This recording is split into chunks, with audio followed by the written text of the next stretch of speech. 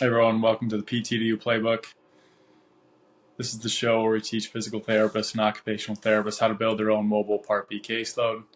This episode is going to be pretty niched, so if you're not a home health therapist or Part B therapist or looking to get into the mobile space, probably not for you. What we're going to cover today is a little bit more niche dive into Medicare Part A, and now the home health care agency route is a pretty despondent and the future's looking glim.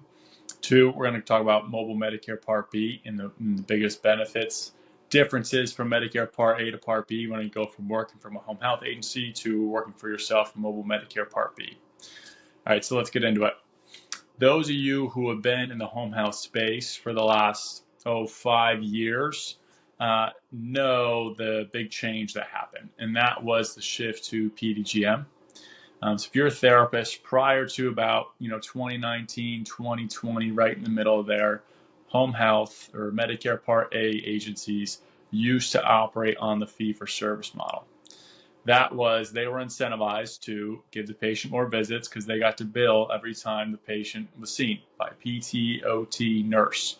So patients, in turn, got twice a week for 8 weeks, 3 times a week for 8 weeks, recerted, and it was, let's just call it the golden age, because PTs would get a bunch of visits, the agencies would be happy that they'd be giving the patient a bunch of visits, and then the patient would be happy because they were getting as much as they wanted, and everyone was happy except Medicare. And that's when the whole shift happened about 5 years ago, and that was the shift to PDGM. So if you're a home health care therapist and have been working for an agency, you probably noticed about around that time, or even if you're just getting into the space now, recently within the last few years, agencies now will tell you how many visits that they get based off of your evaluation and the OASIS scores. Now, you may be wondering how they come up with this number. Why do I have to discharge the patient after 3 or 6 weeks? Why can I not make the frequency whatever it is that I want to? And that's where I'm going to explain today how these agencies get reimbursed, so you understand as a therapist, what is and is not allowed to be given to the patient, and you can also help explain to the patient. So when you go out there, and this is how these agencies get reimbursed: Medicare Part A, home health care agency side of the world, not B. We'll cover that in a minute. When a patient is started via an OASIS starter care, patient comes on service to an agency. You'll notice that the episodes are split up into 2 30-day periods. You get first 30 days and second 30 days. Okay, you go out there and you do your assessment. Agencies, when a patient comes on board, for the first 30 days, okay, they get what's called a bucket payment, and that is the Medicare. They will give the agency about, roughly, let's say $1,800 for the first 30 days that a patient is on service with them. You may be like, oh, it's pretty good.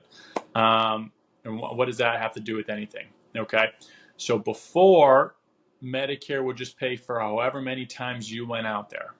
And that's why the agency would send you out there twice a week for 8 weeks, 3 times a week for 8 weeks. Okay, now it got shifted to when the patient comes on, Medicare gives them a lump sum up front. Okay, let's say that's $1,800. Every time you go out there, the nurse goes out there, the occupational therapist goes out there, a home health aide goes out there, it starts pulling from that pot. So now agencies are left in a situation where every time you go out there to see the patient, the agency is losing money and losing profitability. Okay, that is why now these agencies have to be much more careful, and they have throttled back how many visits the patient gets. And that's why it's a big determining factor if there's PT in there, if there's OT in there, if there's nursing in there. If there's multi-disciplines, you may have found that your DON or your supervisor says you can only do once a week because the OT's already in there and the patient's got a wound. Okay. Also, you would say, okay, well, in the worst case scenario, the agency would just get a patient on, do 1 visit, 2 visits, and then discharge them. All right. You've also probably heard of what's called a LUPA. And a LUPA is the safeguard that Medicare put in place to prevent situations like this, where a patient would come on and they would just do 1 or 2 visits and discharge them. It's essentially the minimum amount of visits that the agency has to do in order to not have to give money back to Medicare. So you will see, or your DON will ask you, have we done enough visits, or the LUPA is like 5 or 6 visits for the first 30 days. All right. This means that the patient has to be seen at least 5 or 6 times in order to the agency to be able to keep all the money Medicare gave them. That's why missed visits are such a big deal. That's why they freak out, whether if you miss 2 visits, because if they do not reach that threshold, the agency then has to give back money to Medicare based off their initial sum that they got up front. So agencies are now much more tuned to how many times you're going out there and how many visits the patient has received. Okay. You also know once they cross the second 30-day period, the agency gets a second lump sum of money.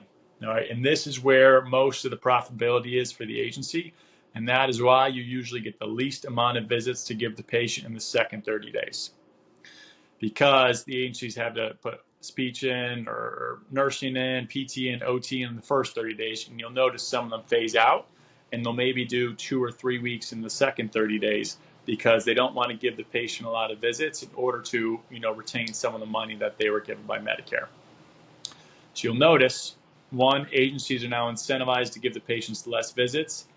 2, patients are kind of getting the short end of the stick because, they're getting less visits and they're not able to be seen for longer periods of time. 3, you, the PT, now unfortunately are getting less visits, especially if you're PRN. Or what's happening, especially here in Florida where I am, is the PTAs are getting all the visits. All right? Because if you think the agencies have one lump sum of money, they're either going to pay you, $60, $70 for your treatment visit, or they can pay a PTA $45. Once again, it's all coming out the same pot. They're not getting reimbursed differently from, you going out there versus the PTA. You are just actually a bigger cost and liability to the agency if you're doing all the treatment visits. So what's unfortunately happened, especially in the world where I am, which is South Florida, is you'll have agencies, they'll get patients on, PTs, you'll go do your eval, re-eval, and discharge, and then they will give all those visits to the PTA because they're trying to cut costs and not essentially keep as much as that pie as possible. So you don't, unfortunately, as the PT, get to do what you got into this for, which is treat patients. As this keeps progressing, unfortunately, Medicare, they're going to say, okay, we're maybe going to give the agency less money over time, or you, the physical therapist, they're going to have to lower your rates. There is no guarantee that these agencies don't lower your rates as time goes on, because they have to be more and more strict on that pot of money and how much they're paying out. If they're not making money at the end of the day, the home health agency, they can't be in business, unfortunately. So what's going to happen is you're seeing with the Part A is patients get less visits, you, the therapist, get to do less work, and you as the, let's call it the supervising therapist, you're just getting jostled around as a eval junkie, used for your degree and not able to do any of your own work. All right, that's just the unfortunate reality of Part A when it comes to home health and how it's all shaping up. You may have heard this all too many times where they're sending you out there to do the start of care, OASIS, eval, and then you want to see the patient, and they're like, nope, we got a PTA that's full-time on staff, and we're going to give it to them instead. So that's just an overview of the Part A, and why that's kind of, going to the crap, is because agencies are now incentivized to give patients less visits, and they are incentivized now to keep as much money as possible, and the way they can do that is by paying cheaper work, which is PTAs, unfortunately. All right. Fortunately, there is a world what's called Mobile Medicare Part B. And that's the world I am, that's the world we are. And I was a home health care therapist for 6-7 years coming out of graduate school.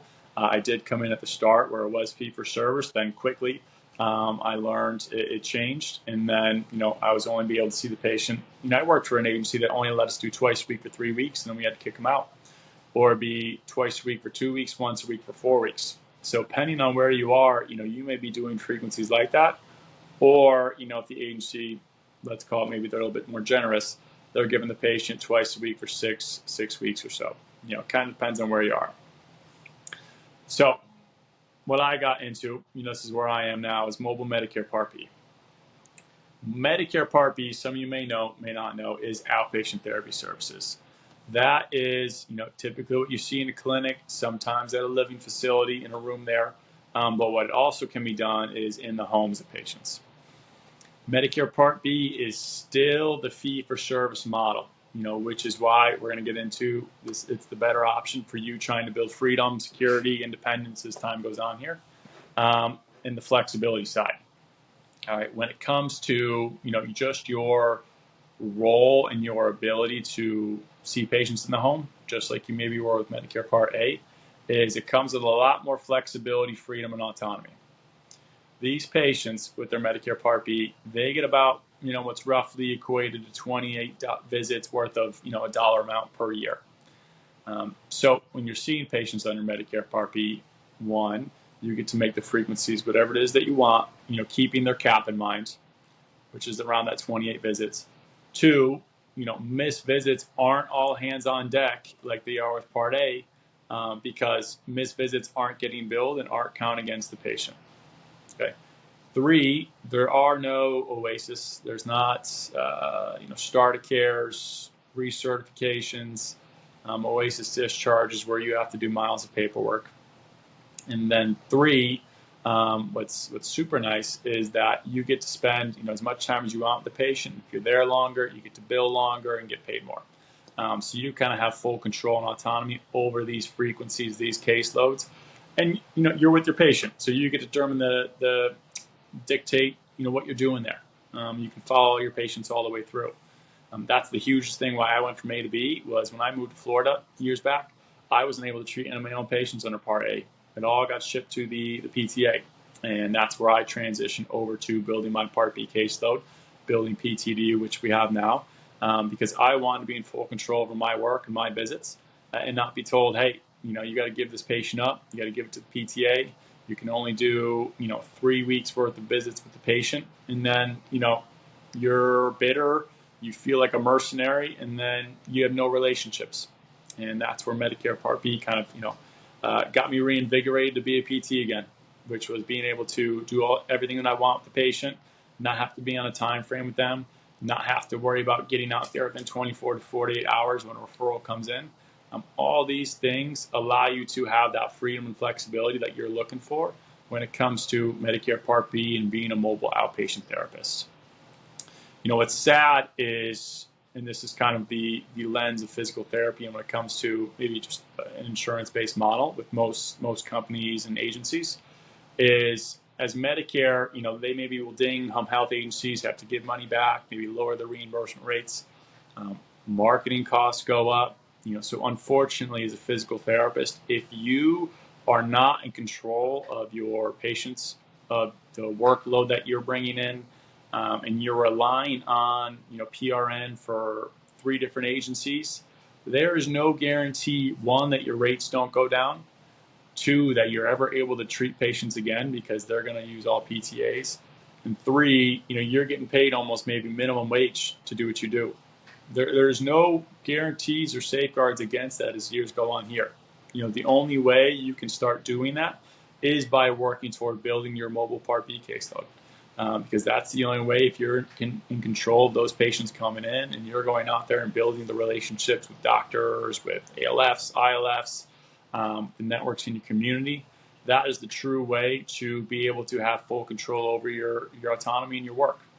And that's what we're building here at PTDU. It's a side thing, but we help therapists build and grow their caseloads and do it under our umbrella.